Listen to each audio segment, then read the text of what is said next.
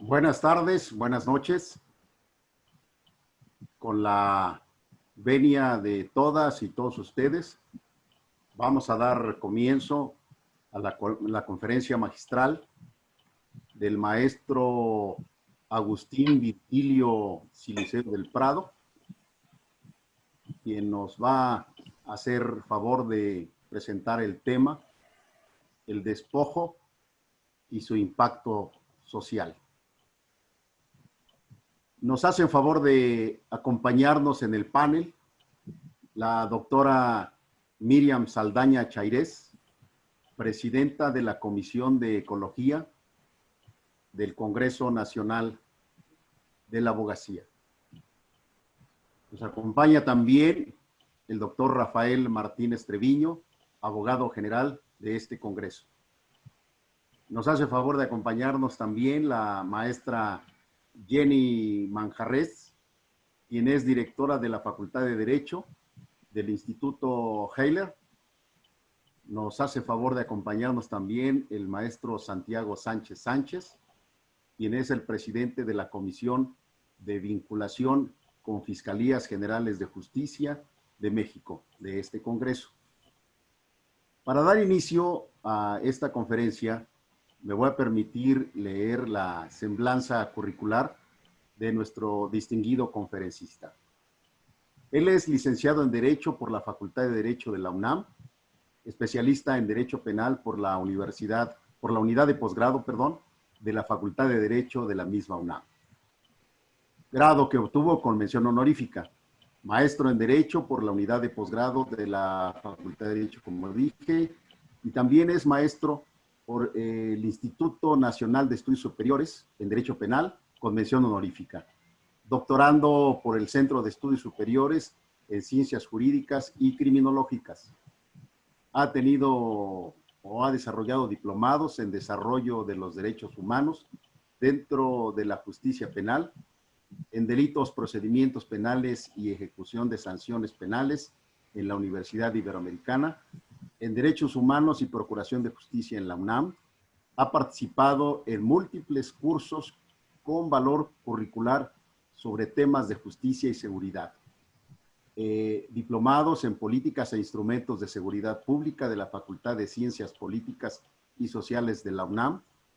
Es catedrático desde 2009 en nivel licenciatura, maestría y diplomados con las materias de Derecho Penal, Metodología de la Investigación Jurídica, Argumentación Jurídica y Amparo Penal en las siguientes instituciones: Universidad del Valle de México, Universidad Intercontinental, Facultad de Derecho de la Barra Nacional de Abogados, Instituto de Formación Profesional de la propia Procuraduría.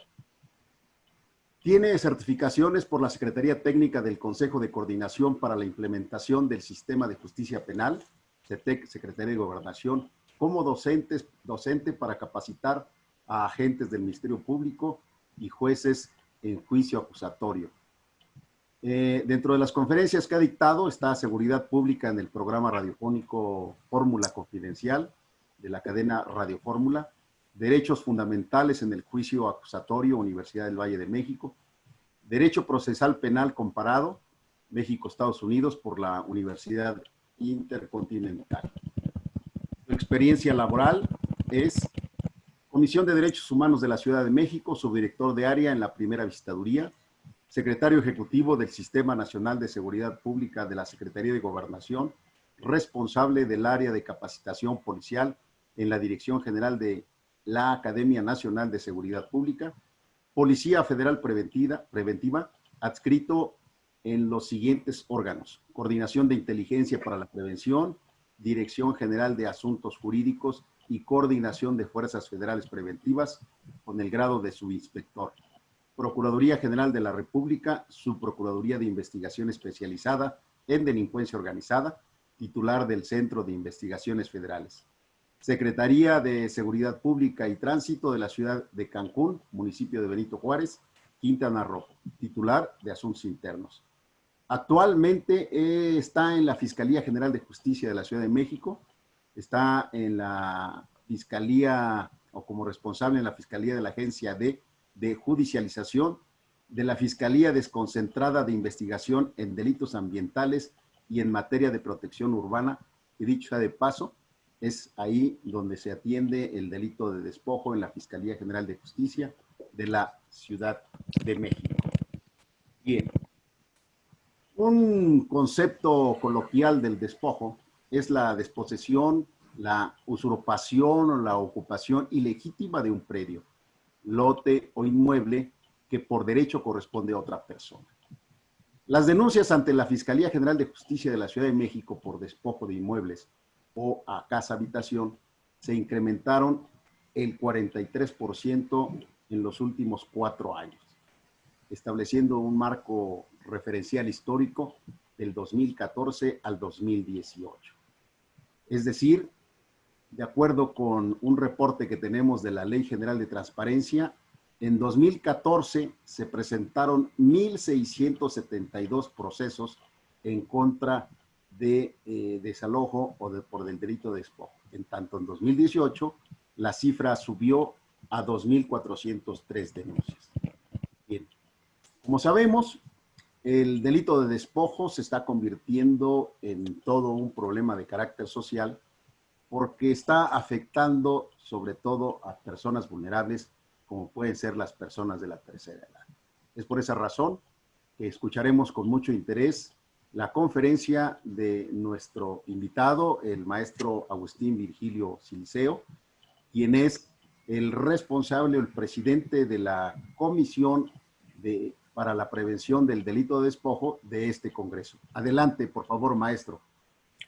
Buenas noches, muchas gracias, señor presidente. Qué placer y qué honor estar acá. Y además la responsabilidad la valoro y haré de esto una plática que sea amena, pero además siempre en el contexto del tema planteado y desde luego a través de la praxis, como tú bien lo señalaste, de lo que hacemos aquí en particular, donde ahora estoy, por cierto, sigo en la oficina, como se puede advertir.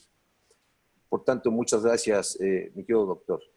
Y gracias también, desde luego, a los panelistas, la doctora Miriam Saldaña, el doctor Rafael Martínez, la maestra Jenny Manjarres y el maestro Santiago Sánchez. Bien, antes de hacer algunas precisiones respecto del tema fundamental, que es el impacto del delito de despojo, quiero de manera breve hacer algunos señalamientos que tienen que ver no propiamente con un análisis dogmático del tipo penal, pero sí una serie de consideraciones a partir justamente de lo que señala el artículo 237 y el artículo 238 del Código Penal para esta Ciudad de México, a propósito, desde luego, del delito de despojo. Con el maravilloso preámbulo que tú has hecho, mi querido doctor, ciertamente hay que hacer la siguiente precisión.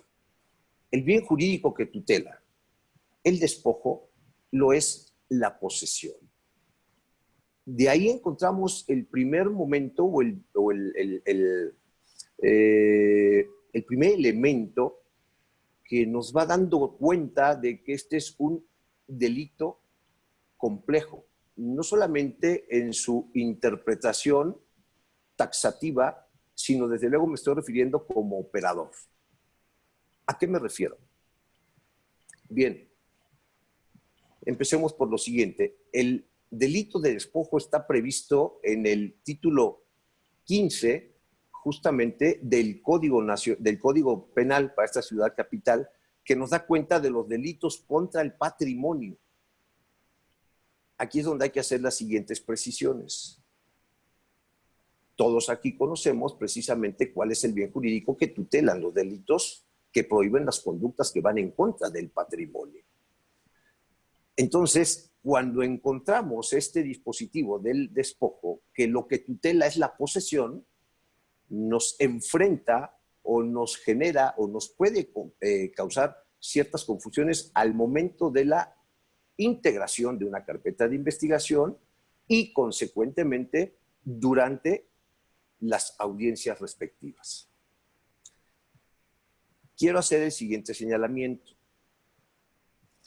En julio del año pasado hubo una reforma a propósito de este tipo penal en el Código Penal ya referido y se hizo un incremento a la pena.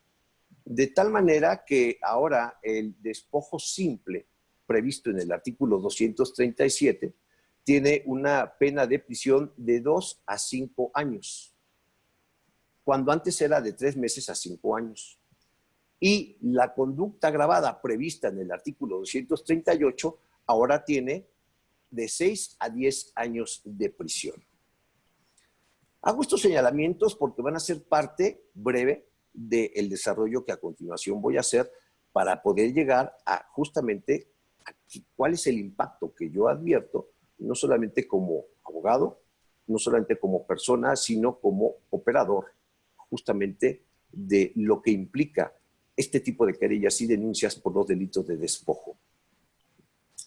En ese sentido, queridos y queridas todas, quiero señalar lo siguiente. Nos encontramos con los siguientes medios comisivos previstos por el legislador en ese artículo, el 237, y ya desde aquí, desde luego, empezamos a advertir estas complejidades a las que me he venido refiriendo. Los medios comisivos son de propia autoridad, es decir, la conducta que va a desplegar el activo del ilícito, por medio de la violencia física o moral, el engaño o furtivamente. Aquí hay que hacer los siguientes señalamientos. Estos son elementos evidentemente de carácter normativo, con las acepciones que todos aquí ya conocemos. En el momento de una integración del delito de despojo de la carpeta de investigación respectiva, desde luego, el fiscal a cargo de esta integración es perfectamente conocedor de todo lo que significa la dogmática jurídica penal, que tiene que ir contrastando, desde luego, al día de hoy, con todo lo que tiene que ver con el juicio acusatorio adversarial, esa reforma, que ya no resulta tan nueva, de 2008. Porque, desde luego, procesalmente hablando, todas esas reglas impactan desde el principio de la integración de la carpeta de investigación. Ahora se espera que esa integración no solamente lleve a cabo todos aquellos aspectos que están mandatados, o más bien están prohibidos en tal o cual artículo, sino que desde un primer momento el fiscal vaya armando su teoría del caso, con vistas a justamente tener un éxito en el juicio. Y esto no resulta del todo sencillo, no obstante la reforma que ya data de 2008. Pongamos un ejemplo, la furtividad. La Suprema Corte de Justicia ha señalado con nitidez que es una conducta que se lleva a cabo a hurtadillas, a escondidas. Eso implica en la operación que justamente cuando el agente o agentes se hacen de esa posesión de un inmueble, lo hacen sin encontrar ninguna resistencia de los que legítimamente tenían la posesión de ese inmueble. Y así podría hacer señalamientos del resto de las hipótesis o elementos a los que me he referido. Aquí es buen momento para hacer el siguiente señalamiento, la posesión. Esto también tiene sus complejidades. Lo que importa, como ya lo dije en la investigación del delito de despojo, es que se acredite esa posesión.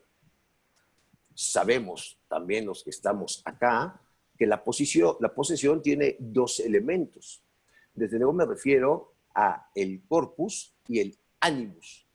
Y aquí viene otra complejidad, porque dependiendo de la hipótesis derivada de la noticia criminal y complementada con los actos de investigación que resultan idóneos, pertinentes, suficientes y razonables, tenemos que ir entendiendo y armando, si me permiten el término, todos aquellos elementos convictivos que tengan que ver con estas dos posibilidades que requiere la posesión.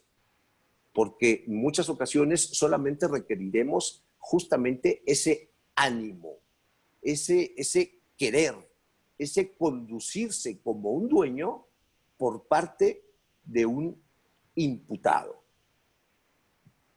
Porque no necesariamente tendría él que desplegar actos posesorios de manera autónoma, sino que puede ser a través de terceros, insisto, dependiendo la hipótesis de que se trate. Y esto parece interesante cuando lo hablamos en términos de doctrina, pero cuando hablamos en términos de investigación y en términos procesales, tiene una verdadera connotación de un grado de dificultad. Luego, tenemos por otra parte otros elementos que conforman ese tipo penal, que me refiero a las acciones, a las conductas. Y efectivamente son elementos objetivos. Ocupa un inmueble ajeno. Esto de la ajenidad también representa complejidades. O haga uso de él, o bien haga uso de un derecho real que no le pertenece, o ocupe un inmueble de su propiedad en los casos en que la ley no lo permite por hallarse en poder de otra persona, o bien ejerza actos de dominio que lesionen derechos legítimos del ocupante. Colegas, este es un delito complejo.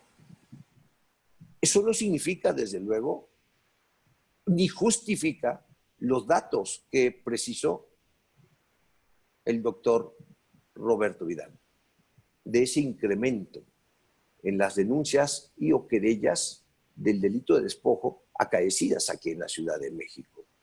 De ahí que desde luego ya se advierte un impacto profundo. Como yo lo digo, en este foro y en otros a los que a bien tienen invitarme, es un flagelo. Otro aspecto que tiene que ver con la doctrina jurídico-penal y que nos impacta a nosotros.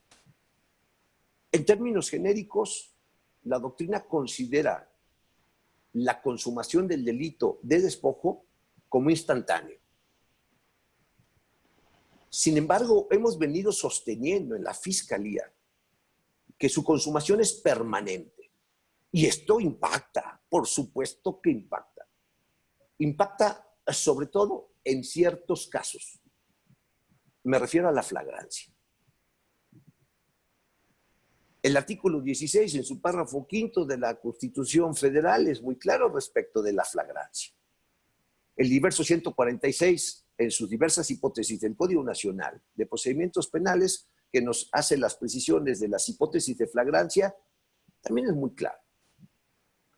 Pero a partir de estas consideraciones, tenemos claridad en que para cubrir justamente con el principio de legalidad, entre otros, que están inmersos en el sistema penal desde el 2008, nosotros los operadores debemos de ser precisos y exactos para que cuando se trate de un caso de flagrancia, colmemos los requisitos constitucionales, los requisitos convencionales y los requisitos legales y efectivamente podamos, ya en audiencia, con el órgano jurisdiccional, salvar ese primer acto procesal que conocemos como control de la legalidad. Porque les señalo, cuando esto no ocurre así, de inmediato se decreta la libertad de la persona o personas. Entonces,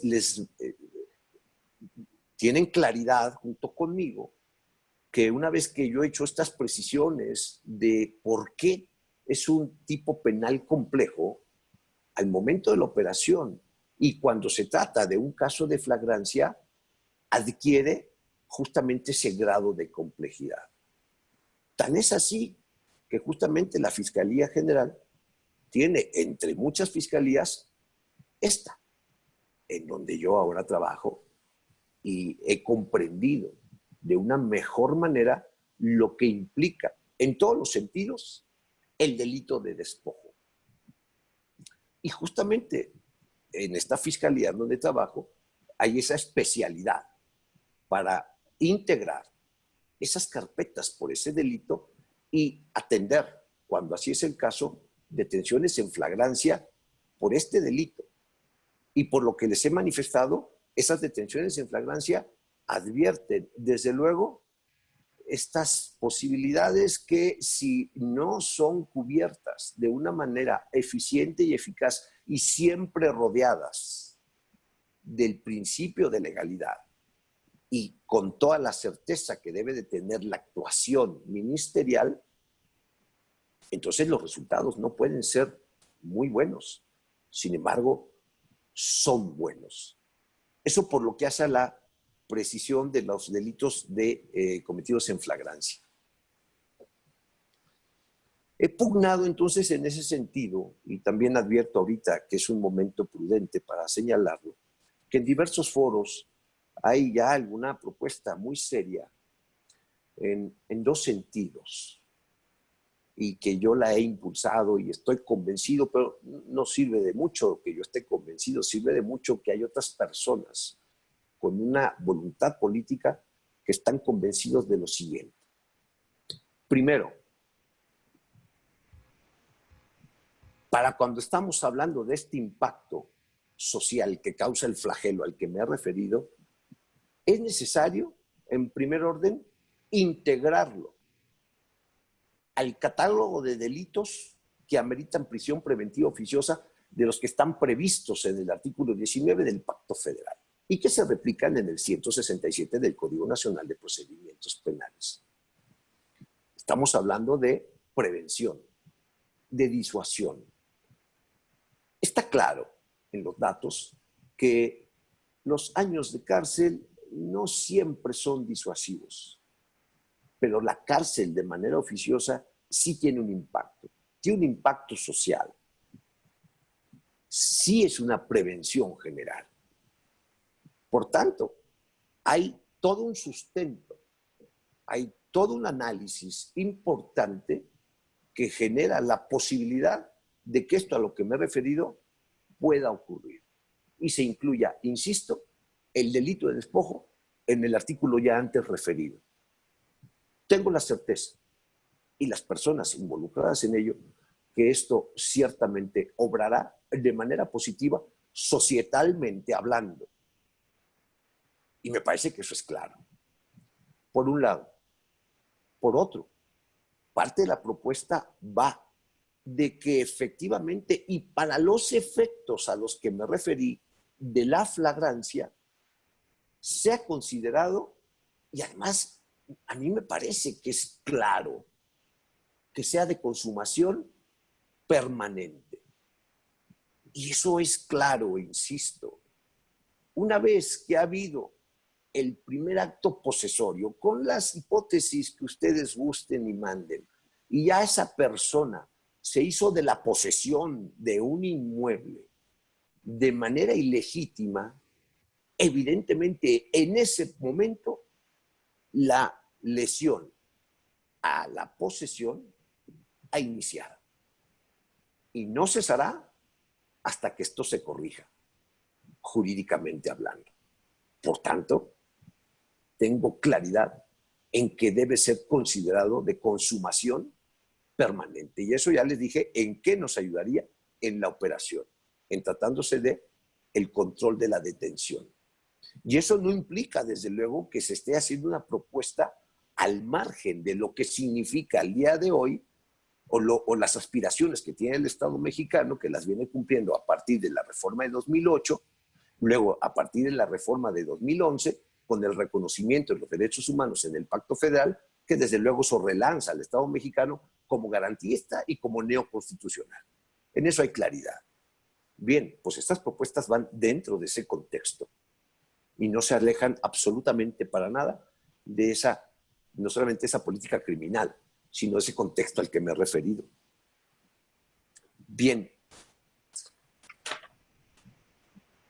ya les hablaba yo de que este delito está señalado dentro del catálogo de los delitos patrimoniales, aunque en esencia cuida, tutela, protege la posesión. Desde luego, la Suprema Corte de Justicia de la Nación se ha referido a este tema, no solamente jurisprudencialmente, sino con criterios orientadores, y es conteste, esa parte jurisprudencial es conteste en el sentido de que efectivamente, por un lado, va la posesión, la que ha sido vulnerada, ha sido arrebatada, ha sido quitada, pero también afecta el patrimonio de la persona, evidentemente. Por tanto, la propiedad reviste, si bien de una manera secundaria, un elemento también muy importante, que los operadores lo entendemos perfectamente, porque quiero señalarles que también hay un número importante de carpetas de investigación que a todas luces se han iniciado, pero con una idea errónea, quizás de las víctimas, que al final de cuentas no son víctimas, y lo que está apareciendo ahí en realidad es un conflicto que corresponde a otra materia, la materia civil. Pero son pocos los casos. Desafortunadamente son más los casos que sí son materia del jus puniendi. Ya lo dije, y lo dijo de una manera acertada nuestro presidente, de ese incremento que ha habido en las denuncias en la Ciudad de México.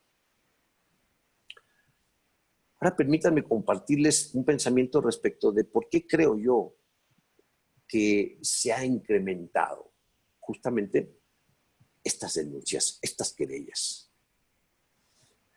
Bueno, porque a propósito de esto, desde luego, como se trata del tipo simple, pues requiere como requisito de procedibilidad la querella.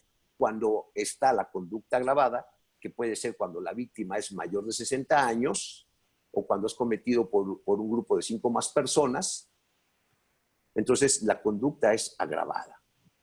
Y entonces se persigue de manera oficiosa. Entonces, la consideración que quiero compartir con ustedes es que es multifactorial este incremento de este flagelo social. Primero, como ya lo dije, es un tipo complejo. Es un tipo complejo o bien compuesto, porque tiene taxativamente tiene diversas conductas que pueden ser desplegadas y también, desde luego, varios medios comisivos. He ahí su complejidad. He ahí por qué es compuesto.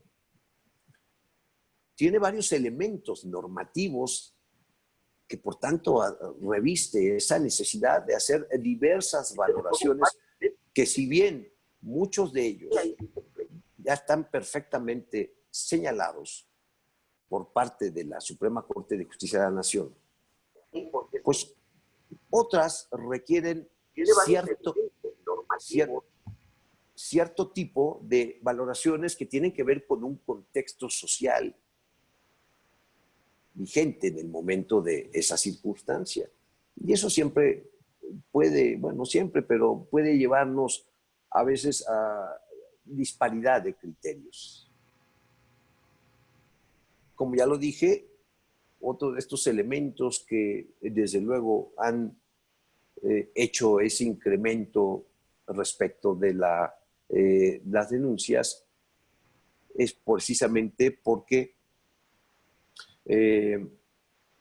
se sigue considerando en términos genéricos por la doctrina como de consumación instantánea, y eso implica ciertas dificultades a vencer en tratándose de casos en flagrancia. Tiene una textura abierta, como en su momento lo ha señalado Hart. Les pongo un ejemplo. Tratamos el agravante de la edad de la víctima. El legislador señala que debe de ser esa víctima de 60 años o más. Pero fíjense las disparidades de criterios que a veces nos hemos encontrado. Resulta que algunos jueces consideran que esa hipótesis de la edad de la víctima debe de acreditarse que era conocida por el activo, Eso genera complejidades en la operación. O otros, muchos órganos jurisdiccionales consideran que para que esta hipótesis justamente se actualice, la víctima, mayor de 60 años, debe de estar en el momento del hecho. Es decir, no cuando hay furtividad, sino cuando se lleva a cabo, por ejemplo, con violencia física o moral. En muchas ocasiones no es así. El elemento de la furtividad es uno de los más recurridos por las personas que se dedican al despojo. Pero yo tengo claridad en que, si bien hay esta divergencia de criterios, para mí es claro que, con independencia de ello, si la víctima tiene 60 o más años de edad, pues desde luego actualiza la agravante. Pero eso es a lo que nos enfrentamos justamente cotidianamente a partir del quehacer, a partir de mi quehacer. Aparte de estos elementos multifactoriales que han detonado el incremento de la ocurrencia del delito de despojo, yo advierto otras circunstancias conexas. Fíjense, al día de hoy existen, sí, agrupaciones que tienen, digamos, un objeto, una fachada, pero se están dedicando al despojo. Y agrupaciones de mucha gente. Eso tiene su grado de complejidad y es un asunto social enraizado, muy importante y profundo. Desde luego, esto del despojo es sistemático, porque además estas personas que pudieran ya estar organizadas para esos efectos, pues no solamente van por un inmueble, van por varios. Y vamos, tienen modus operandi, tienen patrones, tienen conductas y tienen analizado su manera de actuar. Hay colusiones desde luego.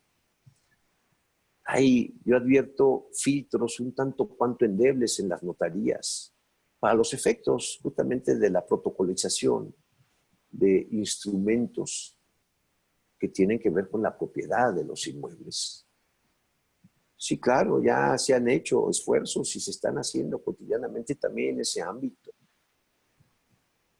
pero falta mucho por caminar. Otro elemento más, les comentaba, son los criterios de los órganos jurisdiccionales. Yo nunca he esperado, y además tengo claridad, que no es el afán de la reforma de 2008, una estandarización de criterios del órgano jurisdiccional.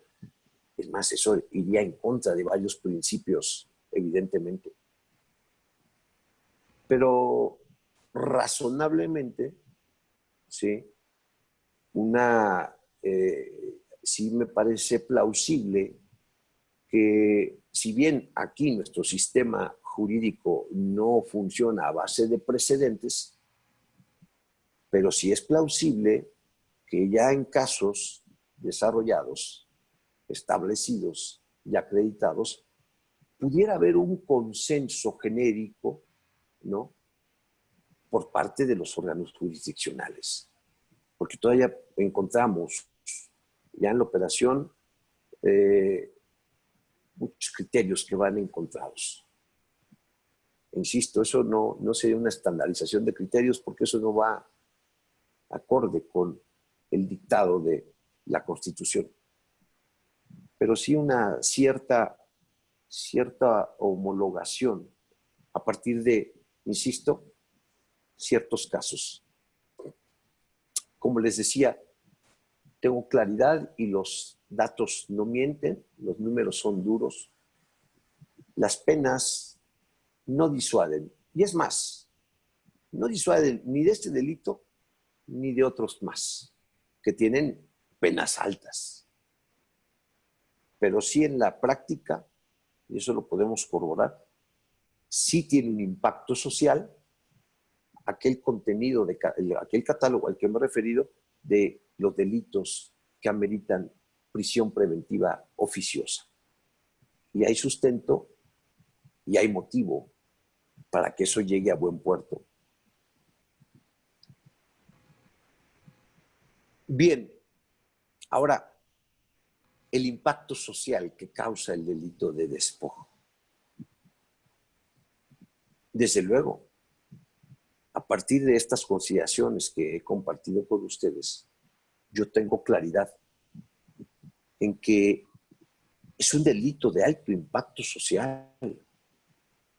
A todas luces es de alto impacto social. Causa estragos. Es un flagelo.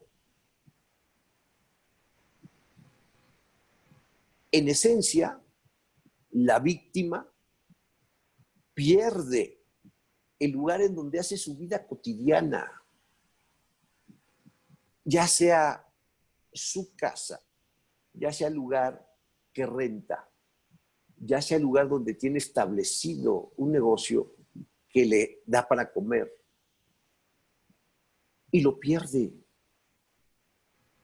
El doctor Vidal hizo una precisión ahí fantástica. Las personas en situación de vulnerabilidad, las personas de la tercera edad. Pensemos en una pareja de esa tercera edad que con un esfuerzo de toda la vida logró adquirir y va pagando un departamento estándar y viven solos. Y un día fueron al supermercado y al regresar se encuentran con que la llave ya no es útil para abrir esa cerradura. Entonces, ya no pueden entrar a su casa, pero aparte, adentro está su menaje, están sus papeles, están documentos, están recuerdos, está su vida. Y resulta que esta pareja, pues de repente en un contexto social, están solos y son vulnerables, no solamente por la edad, sino por una serie de elementos multifactoriales. Bueno, de entrada, ¿dónde van a dormir esa noche? ¿Tendrán el dinero para pagar un hotel? ¿Tendrán un familiar que les dé asilo momentáneo o por un tiempo? Desde luego que esto causa un impacto profundo. Desde luego que es un flagelo.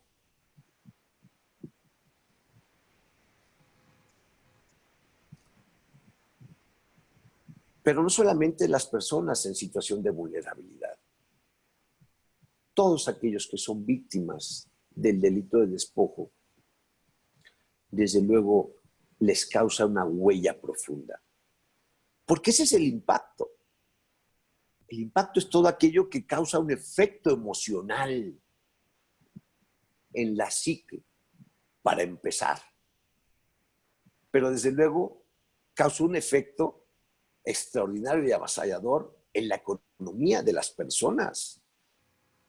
En términos generales, entendemos que quien tiene, por ejemplo, una casa, que además es el dueño y la posee, y después pierde la posesión, bueno, está perdiendo, pues quizás todo su patrimonio, no solamente por lo que per se cuesta ese inmueble, sino por los efectos que hay además ahí adentro. Por tanto, ahí hay un gran impacto, hay una huella, hay una afectación a la psique, a la economía y seguramente en todo el contexto de esas víctimas.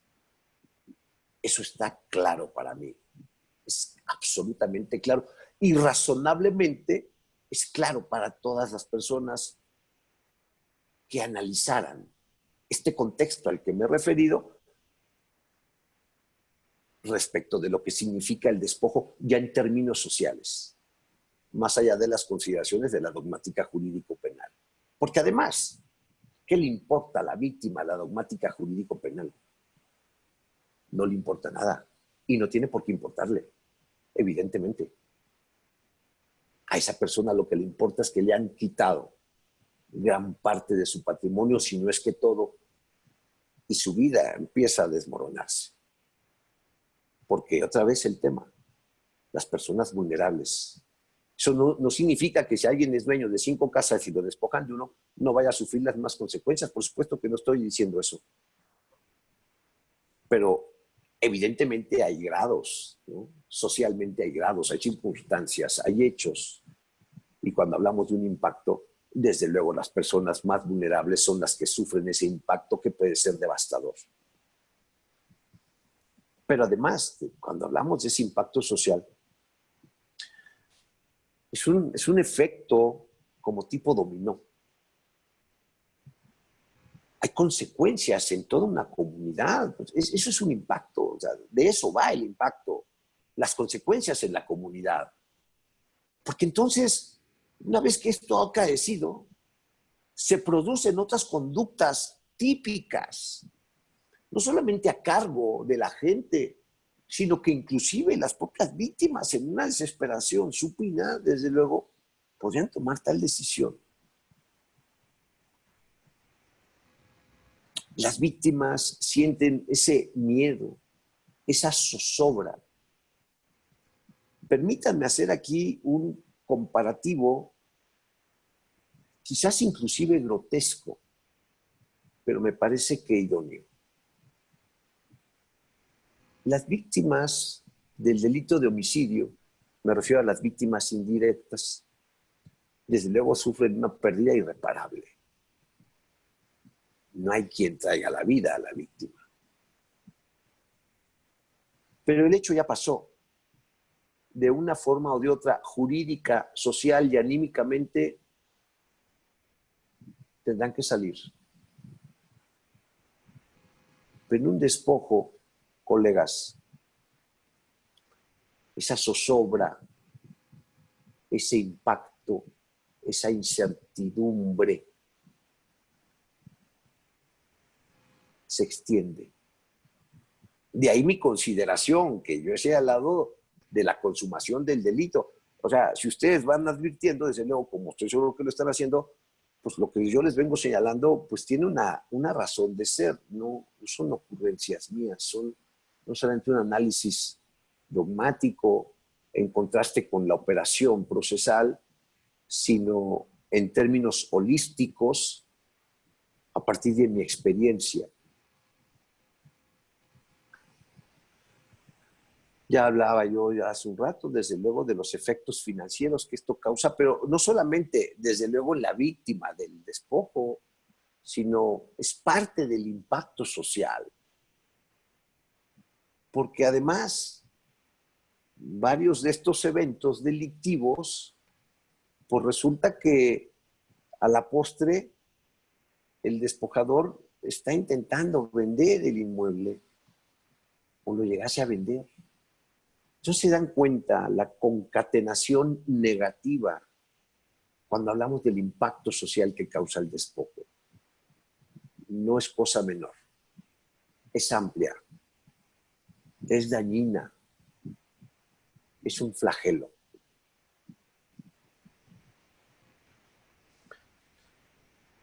En ese sentido, y para no abusar del tiempo, que ahora ya lo hice, cerraría con las siguientes palabras. 1. Como muchas cosas o productos de lo que tenemos en la sociedad, esto hay mucho por hacer. Desde todos los puntos de vista, ¿no? Político, social, doctrinario, jurídico. El derecho es dúctil, ya lo dijo Zagrebelsky, y tiene que irse adecuando a nuestras necesidades. 2. Cierto estoy de que eso que yo les he adelantado va a ocurrir y tendrá un impacto positivo en la sociedad. Yo no lo quiero ver como una victoria política, no, es una necesidad que hay que cubrir. Es materia de política pública, es materia de una decisión política, pero que obedece a necesidades reales, que ahí están sustentadas en todos esos datos y en todas esas estadísticas. Y se está haciendo, que es lo más importante. Y se va a lograr. Yo no quiero pensar, ni pensaría jamás que logrando eso se abatiría el delito de despojo. Sería muy inocente si así lo planteara. Pero cierto estoy que la incidencia sería menor, por un lado, en cuanto a la posibilidad del 19 constitucional. Y a la otra posibilidad de la consumación, a nosotros nos ayudaría bastante. Y bueno, independientemente de que eso se coloque en términos de los instrumentos legales, como ya les dije, acá, nosotros en todo momento, y además porque así está sustentado en la carpeta de investigación, hemos señalado que la consumación es permanente y afortunadamente, se los comparto, ya un número importante de órganos jurisdiccionales coinciden con nuestro posicionamiento doctrinal. Insisto, debidamente sustentado y acreditado en la carpeta de investigación. Eso es un triunfo. No es un triunfo mío, es un triunfo de la Fiscalía, es un triunfo de la sociedad. Y falta mucho por hacer. Pero no estamos cruzados de brazos. Damos la batalla día a día, día a día. Aquí nada más como una pequeña acotación muy personal, porque soy muy apasionado en lo que hago, yo creo en lo que hago y me entrego a lo que hago. Ahora ya no voy mucho a las audiencias, pero cuando me tocaba ir y que después de la determinación del juzgador, pues la víctima no se sentía satisfecha. Y además el juzgador actuando conforme a lo que hay. Y la víctima se ponía a llorar junto a mí, colegas, junto a mí. ¿Qué le decía yo a la víctima? ¿Qué le explicaba yo?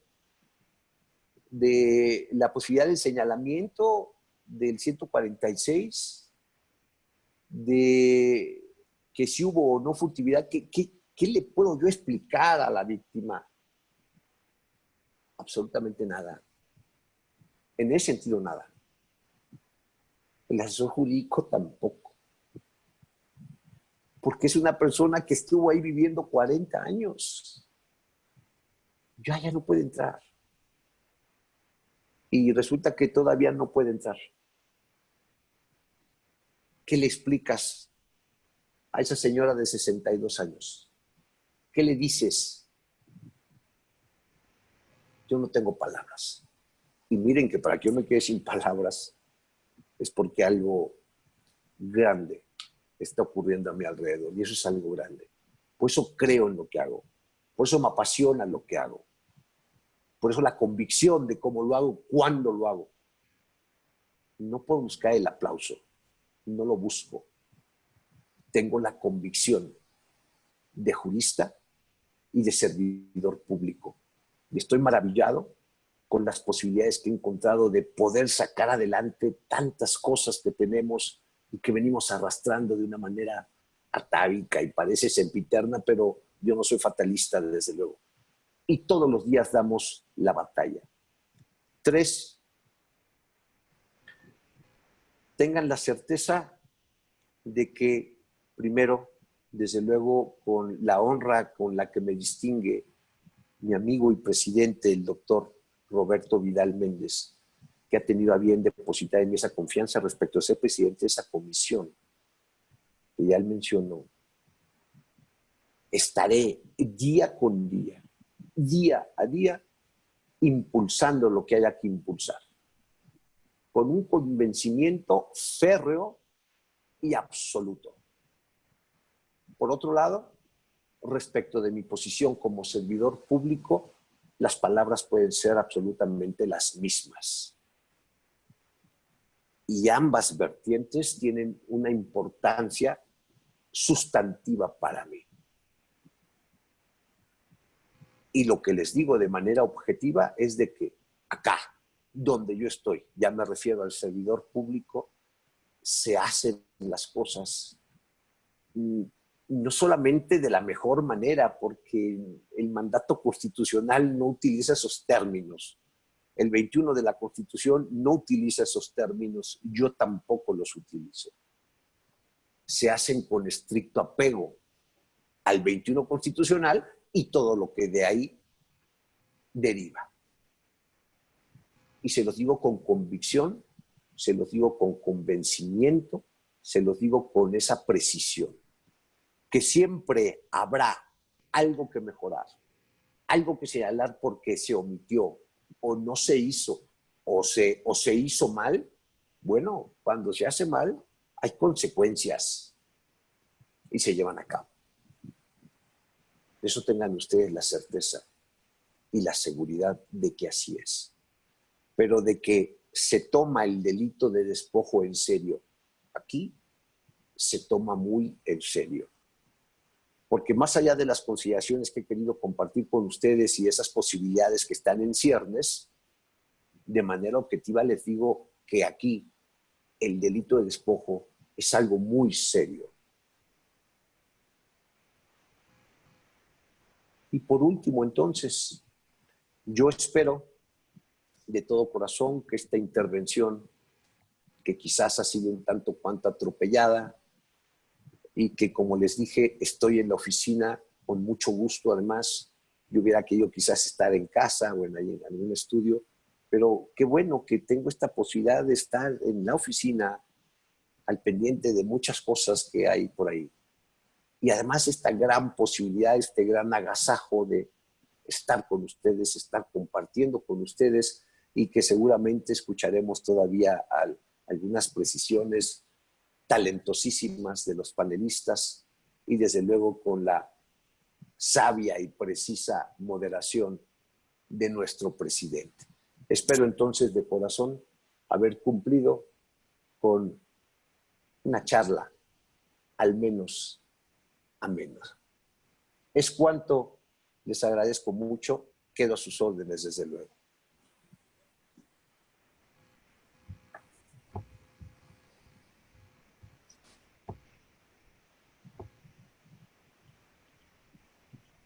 Gratamente sorprendidos con la conferencia del maestro Agustín Siliceo.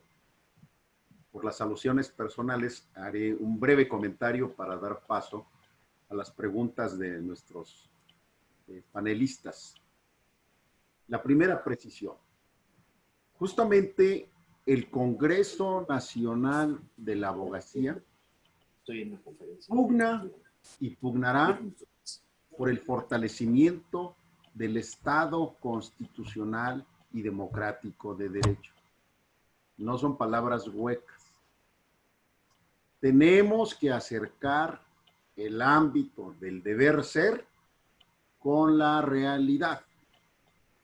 Porque justamente como lo manifestaba nuestro conferencista, hay una disociación entre lo que ocurre en la realidad y lo que ocurre o lo que está en la dogmática jurídica o en el ámbito del deber ser.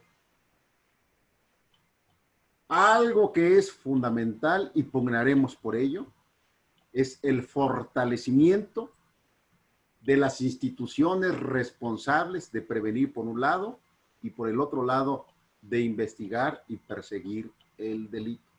Y para eso se requiere de voluntad política. Voluntad política, entre otras cosas, para verdaderamente profesionalizar a los operadores del sistema acusatorio y oral. Ahorita escuchamos a un experto, no así es en todos los casos. Para operar el sistema acusatorio y oral se requiere el manejo teórico, cuando menos, de 5 teorías. Teoría del caso, teoría de los hechos, teoría de la prueba, teoría de la argumentación y teoría de la interpretación jurídica. Nada más.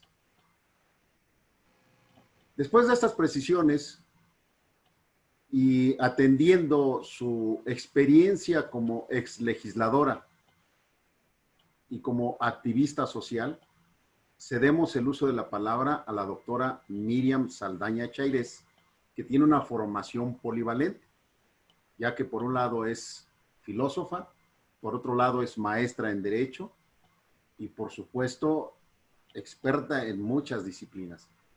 Yo ruego a la doctora haga uso de la palabra, por favor. Muchas gracias. Buenas noches a todos los presentes y también a los que nos están siguiendo a través de las redes sociales. Felicito la intervención del maestro Agustín Virgilio Siliceo, primeramente por todo el conocimiento que nos acaba de exponer, que nos deja claras muchas situaciones, y también felicito su sensibilidad, porque es una cualidad que no todo juzgador posee.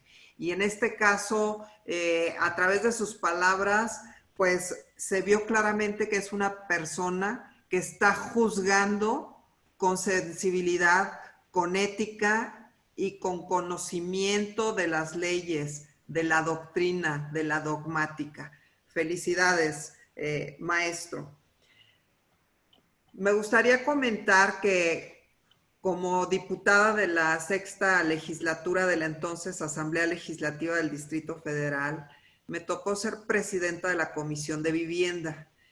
Y los temas que acaba de exponer el maestro, pues los vivía, si no decir a diario, pues sí muy seguido. Gente que iba buscándome y gente que realmente con el corazón en la mano iba a exponerme las situaciones que habían vivido. Y bueno, llegó a un grado tal de preocupación por mi parte, de saber, a ver, ¿qué está pasando? ¿Cómo es posible que en este siglo XXI a la gente se le siga despojando cuando sabemos que vivimos en un estado de derecho donde la base filosófica de nuestro estado es el contrato social? Y el contrato social, hay dos bienes primordiales en los que se basa. Es la propiedad privada y la preservación de la vida. Entonces, cuando estamos ante delitos de despojo, claramente se está transgrediendo este eslabón que es necesario para el contrato social. ¿Y cuál es el contrato social en nuestro país? Pues la Constitución, ¿verdad? Entonces, este tema, y sobre todo en la Ciudad de México, pienso que es muy grave.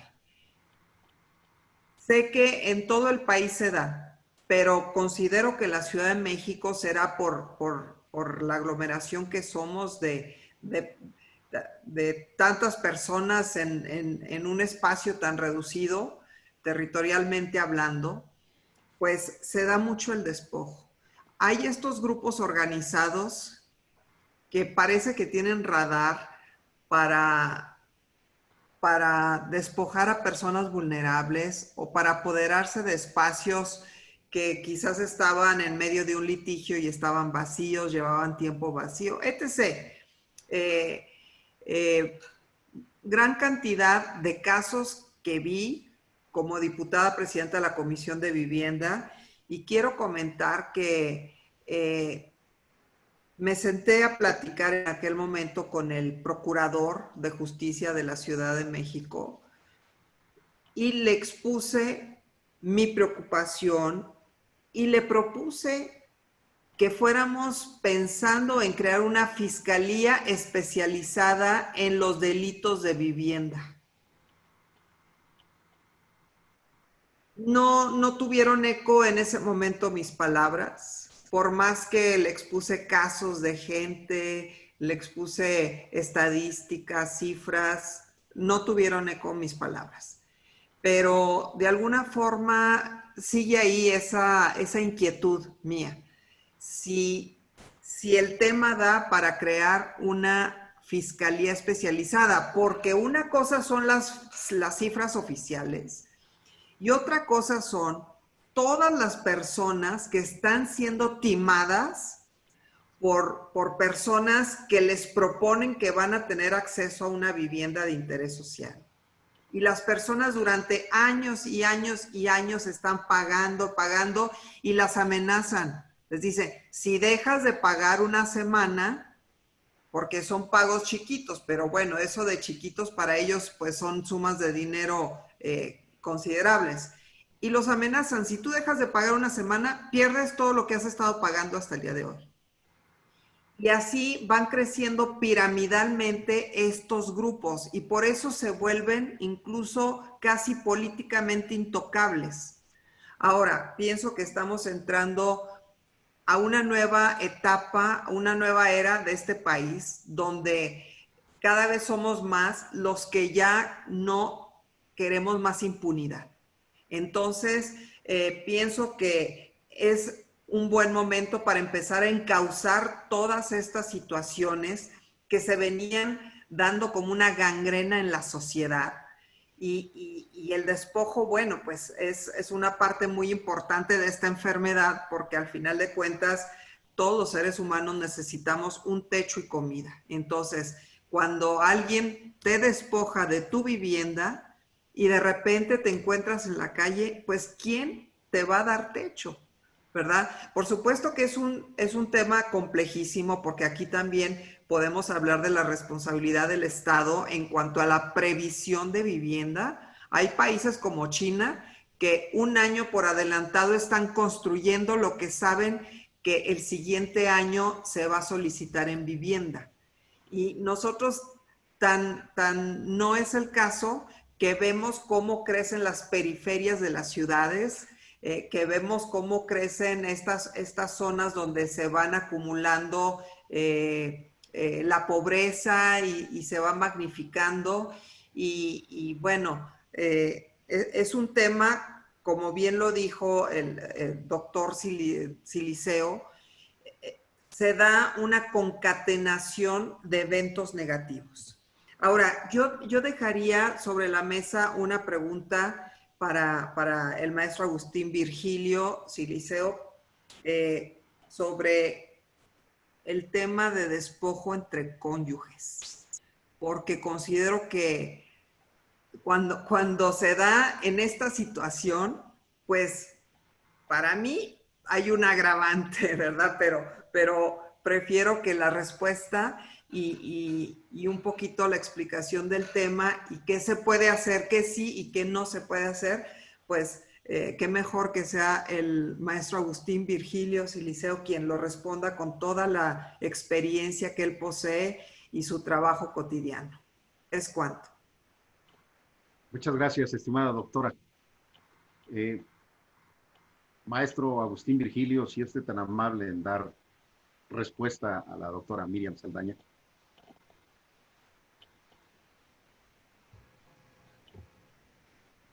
Su micrófono, maestro. Ya, ¿verdad? Muchas gracias ante todo, doctora Saldaña, por su intervención tan precisa y además tan llena de conocimiento. Bien, doctora, pues verá, no hay ninguna previsión contenida en el artículo 237 donde se contiene el tipo básico de delito de despojo respecto de esta hipótesis que usted precisa de que cuando pudiese ocurrir entre cónyuges, por un lado. Por otro, usted también señalaba que en todo caso debería de ser una conducta agravada cuando así ocurre entre cónyuges. Sin embargo, en el artículo 238, que es donde se prevé justamente la posibilidad de la conducta agravada, tampoco existe esa hipótesis de entre cónyuges. Y ya en la praxis le comento, doctora, que no es uno, ni dos, ni tres, ni pocos casos que llegan acá a la Fiscalía cuando hay de por medio un despojo justamente entre cónyuges. Por tanto, se atiende simplemente con la posibilidad taxativa que nos prevé el artículo 237 en sus diversas hipótesis como tipo básico o cuando es agravado, porque también puede ser agravado, el tratándose, por ejemplo, de que la víctima fuera mayor de 60 años de edad. Pero no necesariamente tiene que haber ese elemento que usted se refiere, digo, no está previsto ese elemento que usted refiere de que fuera, de cuando fuera entre cónyuges, fuera agravado o no. No existe en la Ciudad de México ese dispositivo, esa hipótesis en esos dispositivos. Y como le digo, en la práctica sí llegan este tipo de querellas y son atendidas, son investigadas, desde luego con la noticia criminal que nos haga llegar uno de ellos, que además luego resulta que pues son querellas encontradas, ¿no? Por la misma circunstancia de que son cónyuges y está de por medio pues un bien inmueble. Y así se atiende y se tendrá que integrar con la hipótesis que vayamos nosotros encontrando para ir fortaleciendo nuestra teoría del caso. Pero no hay esa posibilidad, doctora, normativamente hablando, aquí en la Ciudad de México. Es cuanto, gracias. Muchas gracias, maestro. Cedemos ahora el uso de la palabra al doctor Rafael Martínez Treviño, quien es abogado general de este Congreso, amén de que es un brillante postulante en materia penal. Ruego a usted, doctor, hacer uso de la palabra. Muchas gracias, doctor Roberto Vidal. Pues antes de que nada, felicitar al maestro Agustín Virgilio Siliceo del Prado por su muy brillante charla, que nos deja claras muchas situaciones. El aspecto humano que usted nos comenta, tal y como atinadamente lo refirió la doctora Miriam Saldaña, a quien saludo con mucho respeto, y el aspecto humano que usted maneja es una cuestión tremenda. Algo para la víctima, para el ofendido, muy difícil. En el delito de despojo tenemos varias hipótesis, como usted muy atinadamente lo refiere. Y primero tenemos una violencia física o moral, pero el elemento engaño, porque como usted lo refiere, ahora muchos notarios que se dicen sorprendidos y efectúan escrituras públicas valiéndose los sujetos activos de que alteran o falsifican la identidad del propietario original y van y escrituran. Y entonces se ostentan como propietarios reales cuando con esa alteración del documento de identidad de él o la propietaria original, pues está el nombre, pero no es la fotografía, no es la misma persona, evidentemente. Y entonces es cuando uno le hace ver al juzgador esa situación para efecto que la valoren. Lo que usted refiere es muy importante. Si este delito ameritara prisión preventiva oficiosa en términos del segundo párrafo del artículo 19 constitucional, se frenaría bastante. O en su defecto, que este delito se agregara al listado de los de delincuencia organizada, porque quienes cometen estos delitos son grupos de varias personas que se dedican a esa conducta reiterada. Entonces, bien pudiera caber en delincuencia organizada, que no lo está, desgraciadamente. Y por lo tanto, pues no hay una prisión preventiva oficiosa que pudiera desembocar en que estuvieran durante la secuela del proceso detenidos. Y eso de alguna manera yo considero que detendría esta incidencia delictiva. Para ustedes en la Procuración de Justicia es muy importante la labor que tienen tomando en consideración la gran incidencia, la gran cantidad de querellas. Yo le haría una pregunta en su punto de vista concreto, maestro Siliceo del Prado. Cuando ese engaño motivado por una escritura, emana de una prueba ilícita, como es evidentemente una escritura con una identidad usurpada. En su experiencia, ¿cuál sería su punto de vista al respecto, señor maestro Siliceo Prado? Muchas gracias, doctor Vidal. Por favor, maestro, si tiene a bien responder. Claro que sí, muchas gracias. Muchas gracias, doctor Rafael Martínez, por sus precisiones y valoro lo que ha mencionado respecto a cómo se refirió a la charla que yo tuve con ustedes. Pues bien, el planteamiento es harto interesante, doctor, y déjenme abordarlo de la siguiente manera. Primero, cuando usted refiere, desde luego que sería importante, a propósito de lo que yo dije, el poder colocar el delito de despojo en el artículo 19, esta acotación que usted hace respecto de la posibilidad de que fuera considerado como delincuencia organizada, pues desde luego no tiene desperdicio, porque además va concatenado con lo que yo ya había señalado y con lo que usted también termina de precisar, pues es sistemático y además es una organización de más de 3 personas. Es muy interesante eso que usted plantea, doctor, lo valoro. Y desde luego yo creo que para eso son estos foros, ¿no? Estas charlas, para desde luego ir tomando tantos elementos tan valiosos. Bien, ahora en cuanto a su pregunta específica, en cuanto al elemento del engaño.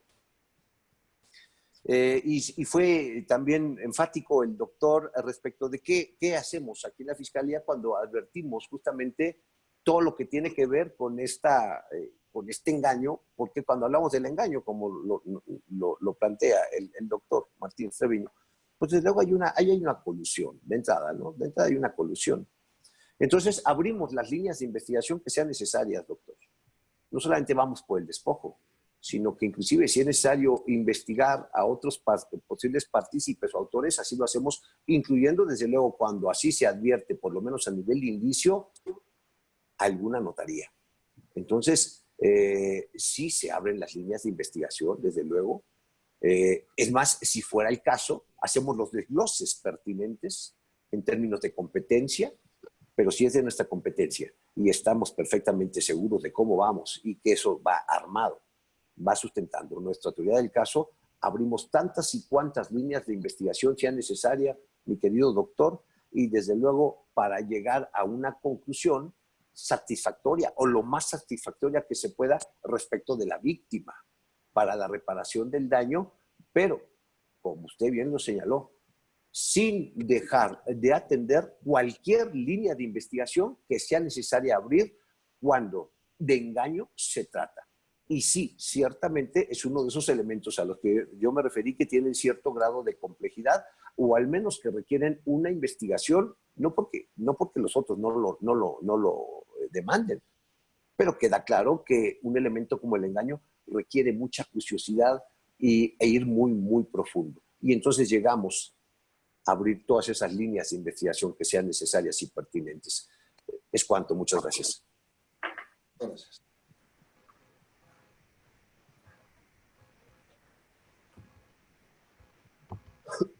Hay 2 preguntas que están haciendo personas que nos están siguiendo.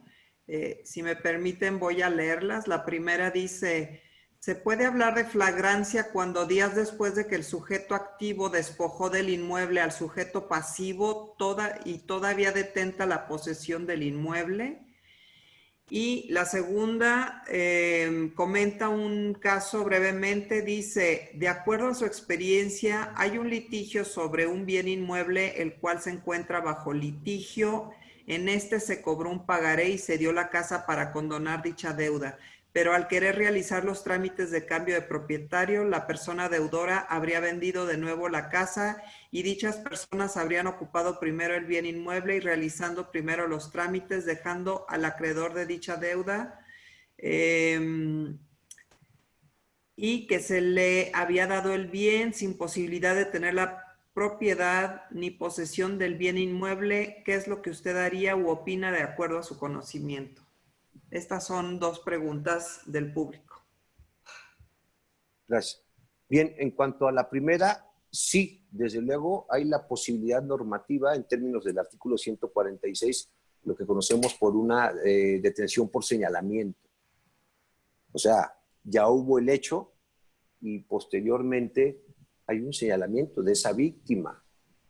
Además, pues resulta plausible entenderlo así, es muy lógico, ¿no? Pues está dentro de su casa. ¿Cuál es el problema que tenemos en la operación? Ya lo dije yo. La consumación del delito. Genéricamente se sigue pensando que es de consumación instantánea. Por tanto, aunque hubiera esa posibilidad del señalamiento respecto de la víctima pasando un cierto tiempo, y que, pues, bueno, como lo demanda el Código Nacional, el artículo 146, en esa parte de la que se está encargando el que pregunta, pues está ahí esa persona que ha despojado y, bueno, va saliendo y la víctima lo señala. Pero entonces, ¿qué pasa? Si el juzgador en turno me va a decir, es que ya no hay flagrancia porque eso fue instantáneo y adiós. De ahí la trascendencia de mi propuesta, que sea considerada no solamente doctrinariamente, sino normativamente como de consumación permanente. Eso nos auxiliaría, nos abriría un abanico de posibilidades en casos como el propuesto por el que pregunta. Respecto a la segunda pregunta, es a todas luces, desde mi experiencia, yo lo había dicho ya en mi intervención, es un caso a todas luces de una materia diversa a la penal. Llegan aquí, sí, llegan eventualmente este tipo de posicionamientos, este tipo de circunstancias que tiene la gente, pero hecho un análisis concienzudo, pues se advierte que al menos de lo que yo escuché de esa pregunta, no advertí yo elementos para considerar que hubiese un despojo. Es a todas luces un evento, un hecho que es materia civil, no penal. Gracias, es cuanto. Gracias, maestro. No sabemos si la maestra Jenny Manjarres sigue con nosotros, porque parece que tiene problemas de conectividad. Bien, cedemos el uso de la palabra al maestro Santiago Sánchez Sánchez, que como lo apunté, él es presidente de la Comisión de Vinculación con Fiscalías Generales de Justicia de México del propio Congreso Nacional de la Abogacía. Adelante, maestro, por favor. Con su venia, señor presidente, muchas gracias, buenas noches a todos. Saludo con gusto y le agradezco su ponencia a usted propiamente, maestro Agustín Virgilio, a nuestros demás panelistas y desde luego a nuestros demás invitados y participantes. Efectivamente, me doy cuenta y me congratulo de que es usted una persona que en su ejercicio como servidor público tiene amplio dominio del tema, en particular sobre lo que es propiamente el delito de despojo, y coincido con usted en muchas de las vertientes que expuso hace unos minutos, como que efectivamente el delito de despojo tiene un alto impacto social y que evidentemente las personas que se dedican a estas malas prácticas en esta figura delictiva, desafortunadamente para nosotros como abogados y usuarios de los servicios de la Procuración de Justicia, podemos darnos cuenta que son personas que están muchas veces adoctrinadas, preparadas, leídas e ilustradas porque saben precisamente cómo actuar y cómo despojar a los sujetos pasivos del delito. Y desafortunadamente eso a los sujetos pasivos los deja en un estado de desventaja, en un estado en el que evidentemente, como bien lo mencionaba usted, maestro Agustín, no solamente sufren el impacto en su psique emocional, sino también en su psique económica, derivado de que muchas veces, como bien también quedó apuntado, no solamente su patrimonio, sino su vida entera está a veces adentro de este bien inmueble que les fue desposeído. Y con motivo de ello, yo desde mi trinchera como abogado postulante me he percatado de que los sujetos pasivos de este delito de despojo se ven en desventaja desde el momento mismo en que acuden a las agencias del Ministerio Público a presentar su querella o su denuncia de hechos. Muchas veces hay malos servidores públicos que desde que reciben esta primer reclamo, primera demanda en sede ministerial por parte de los sujetos activos, les manifiestan que es una cuestión que se tiene que dilucidar a través de la vía civil. Todo esto lo hacen con el ánimo, evidentemente, de no iniciar el protocolo de actuación a través del conocimiento de una noticia criminal. Y desde aquí empieza un viacrucis para los sujetos pasivos, que si bien logran iniciar con su carpeta de investigación correspondiente, también tienen otro tipo de recovecos en la práctica jurídica, porque cuando tienen un asesor jurídico, sea particular o sea un asesor jurídico con cargo del Estado, y se solicita, por ejemplo, el aseguramiento del bien inmueble para que no se deteriore o no pueda incurrir en otro tipo de menoscabos patrimoniales, hay negativa también por parte de los agentes del Ministerio Público para poder emitir un acuerdo favorable que les dé una certeza jurídica de que el bien inmueble va a estar asegurado en lo que se dilucida la cuestión principal respecto de quién tiene o no tiene la posesión y evidentemente mayor título respecto de este bien real que está puesto en riesgo patrimonial. Con motivo de ello, estimado maestro, yo quisiera hacerle de manera muy respetuosa una pregunta, atendiendo evidentemente a la expertise que tiene usted desde el ámbito de la Procuración de Justicia. Yo quisiera preguntarle qué elementos pudiera tomar usted en consideración para poder integrar debidamente la carpeta de investigación cuando se denuncia precisamente el delito de despojo. Y en segundo lugar, si me pudiera precisar, por favor, qué tipo de diligencias usted en su carácter de fiscal o de agente del Ministerio Público recomendaría a los usuarios de los servicios, en este caso a los sujetos pasivos del delito de despojo, para acreditar la tenencia material de ese objeto material, derivado de que si bien es cierto, en la mayoría de las ocasiones, las personas que resienten este menoscabo en su esfera patrimonial cuentan con algún título de propiedad como lo es la escritura pública, también hay muchas veces en que derivado de que este bien jurídico tutelado del despojo es precisamente la posesión, no cuentan con un título o un documento jurídico que tenga cierta certeza a través de lo que conocemos en este ámbito jurídico como fecha cierta, cuando el documento es expedido por una autoridad o un fedatario público, y derivado de ello, insisto, no hay algún documento que acredite la propiedad. ¿Cómo pudiera usted acreditar entonces que efectivamente el sujeto pasivo tenía la posesión de ese bien inmueble que le fue desposeído? Es cuanto, muchas gracias. Gracias, Gracias. señor maestro. Por favor, maestro Agustín Siliceo. Gracias, maestro Santiago Sánchez, por sus palabras. Me hago cargo de su pregunta. En términos muy prácticos, lo que yo he comentado con mis colegas que integran las carpetas de investigación una vez que reciben la noticia criminal es de que una vez que se ha escuchado a la víctima, desde ese momento deben de tener la consideración no solamente de la teoría del caso, sino de manera muy consistente, aunque primigenia todavía, pues porque la noticia criminal va llegando, vayan ellos pensando ciertamente en cuál es la hipótesis en que se va a sustentar o que se está actualizando de las diversas previstas en el 237 o 238 del Código Penal. Una vez que ellos logran visualizar ciertamente cuál va a ser la hipótesis y que eventualmente quizás podría ser diversa o también esa otra hipótesis, pero ya desde ese primer momento, entonces, tienen que empezar a desplegar sus actos de investigación que sean tendentes justamente a sustentar adecuadamente, por lo menos a nivel de indicio, esa hipótesis. ¿Por qué digo a nivel de indicio? Porque es lo que necesitamos para un auto de vinculación a proceso. Ya para mayores precisiones, después tendríamos justamente que desahogar la investigación complementaria. Pero en fin, no es una clase de derecho procesal. Entonces, indiciariamente, ellos tienen que desde el primer momento en que toman conocimiento de esa denuncia o querella, ir perfeccionando con sus actos de investigación todo lo que sea pertinente, perdón, que sea idóneo, que sea pertinente y que sea necesario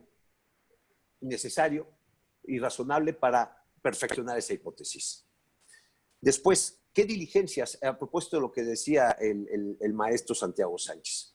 Cuando no se puede acreditar de una manera fehaciente la posesión, basta con que esa víctima presentase medios de prueba, es decir, que trajera con nosotros los testigos, que dieran cuenta de, no quizás del hecho como tal, del despojo, del delito, sino de que esa víctima ahí vivía.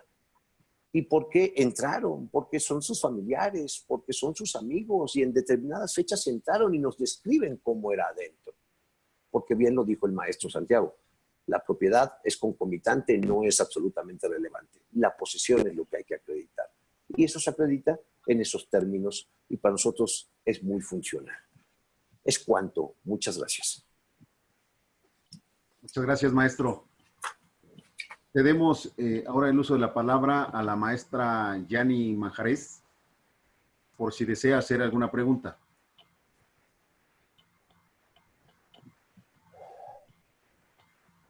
Muchas gracias, maestro. Buenas noches.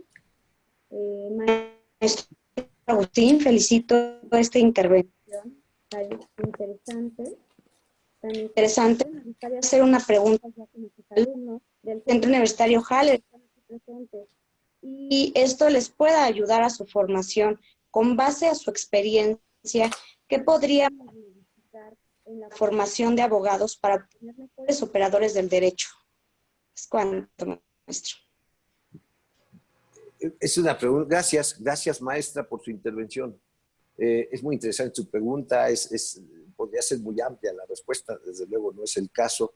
Me voy a referir exclusivamente a lo que a mí me apasiona, como ya lo señalé, que es la parte del derecho penal en sustantivo y adjetivo, pero aquellos colegas que están en formación, que además siempre estamos en formación, yo siempre diré que soy un estudiante sempiterno. Entonces, a los que les gusta esto, no hay al día de hoy mejor libro, mejor praxis, mejor tiempo invertido que acudir a las audiencias. Vayan a las audiencias, entérense de cómo ahora el Estado resuelve el teatro penal. Eso funciona y como ya no existe, pero decía el comercial de la sección amarilla, funciona muy bien. Muchas gracias, es cuanto. Y ya me ando yendo porque ya me están requiriendo acá en otra oficina. Gracias, muchas gracias. Muchas gracias a ustedes, muchas gracias a todos y todas ustedes por esta presencia. Felicitamos de nueva cuenta al maestro Agustín Virgilio Siliceo del Prado. Me quedo con la inquietud pasada de la doctora Miriam Saldaña para actualizar ese estudio y ponderar, acorde al objeto social de nuestro Congreso, la posibilidad de plantear una iniciativa de ley para participar de manera activa en todo este proceso para abatir la impresionante impunidad que prevalece en el país en general y en la Ciudad de México en particular. Estamos hablando del 99% de impunidad en términos generales de la Comisión de Ilícitos. Bien, nos despedimos con dos cosas. La primera, deseamos la pronta recuperación del fiscal de delitos ambientales de la Fiscalía General de Justicia de la Ciudad de México, quien sabemos está delicado en cuanto a su salud. Nuestros mejores deseos para el señor fiscal. Y nos despedimos también otorgándole al maestro Agustín Virgilio Siliceo del Prado el reconocimiento del Congreso Nacional de la Abogacía por su brillante conferencia. Realmente hemos quedado muy complacidos. Muchísimas gracias, querido maestro, y esperamos tener pronto la oportunidad de seguir intercambiando opiniones para convertirlas en acciones y poner nuestro granito de arena dentro de lo que es la participación social. Muchas gracias, repito, a todas y todos ustedes por su presencia. Agradecemos, por supuesto, a todos los participantes que se inscribieron en nuestra plataforma Zoom y a los asistentes de nuestras redes sociales en Facebook y en YouTube. Que tengan todas y todos ustedes muy buenas noches. Hasta pronto. Muchas gracias, doctor. Muchas gracias a todos. Buenas noches. Buenas Chao. noches. Hasta pronto. Pronto.